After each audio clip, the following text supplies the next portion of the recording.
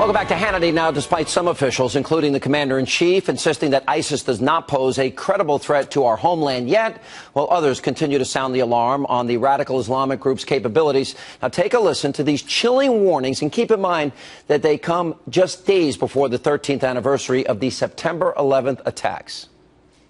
ISIS is a major threat to this country in the future and right now to the entirety of Syria and Iraq and the expanding caliphate. I think where they're going is to Baghdad.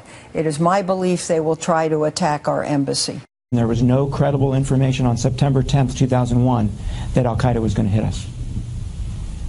The threat from ISIS is exactly what Fran said it was. It is them directing an American citizen or a Canadian or a West European to come here and conduct a small-scale attack. That could happen tomorrow, with or without credible information.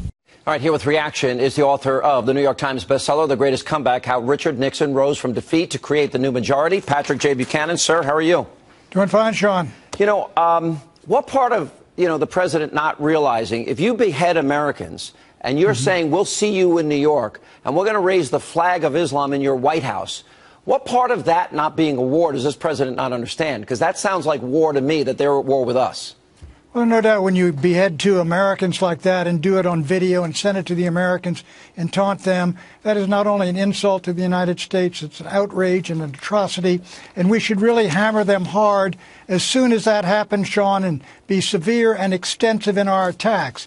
Now, their threat to the United States, however, I think is much more like the al-Qaeda threat. It's a threat of individual acts of terrorism, of people that have been over there being moved out and moved over here. So I think there's two different kinds of threats.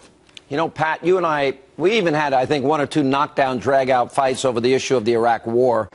But once we were in it, I will say this, you said we got to win the war.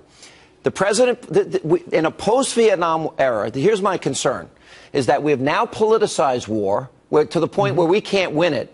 And all the president needed to do is keep intelligence on the ground, keep training on the ground for Iraqi forces. And I tell you that Fallujah, Tikrit, Mosul, and all these other cities wouldn't have fell because we would have seen ISIS coming. We would have been able to stop it. You agree with that part? Well, I agree with the surge. I didn't want to see the United States lose the war in 2006, 2007. I do agree if you had 10,000 Americans in there right now, that I think ISIS would not be doing as well in Iraq as it's doing. I also agree, Sean, that we can use American air power. Where I do disagree is this. I think a lot of these terrorists want Americans to send another big army over there into Syria, into Iraq, where we create as many terrorists as we kill. There are about 1 million troops in the Turkish, Syrian, Iraqi, and Kurdish armies. They can deal with the 20,000 ISIS terrorists on the ground. America should restrict itself to air power. All right, let me go to the threat here at home. Did you see today in the news that Saudi Arabia is actually building a fence on the Iraqi border, a fence that we should be building on our southern border? I have always said, and you've been so outspoken on the issue of immigration, the biggest need to control our borders is the fact that we've got terrorists that can enter this country. When I was down getting briefed by Rick Perry and a team of border agents down there, they were telling me they're capturing people from Yemen, from Syria, Afghanistan, Pakistan. How important, if we really want to prevent another 9/11, is it that we secure that border and make it a single top priority now? Well, Sean, look, we've seen terrorists come through the Canadian border, which is much more secure. Here we got 2,000 miles of border where 13 million people or something have walked into the United States. Others have come in here and overstayed their visas.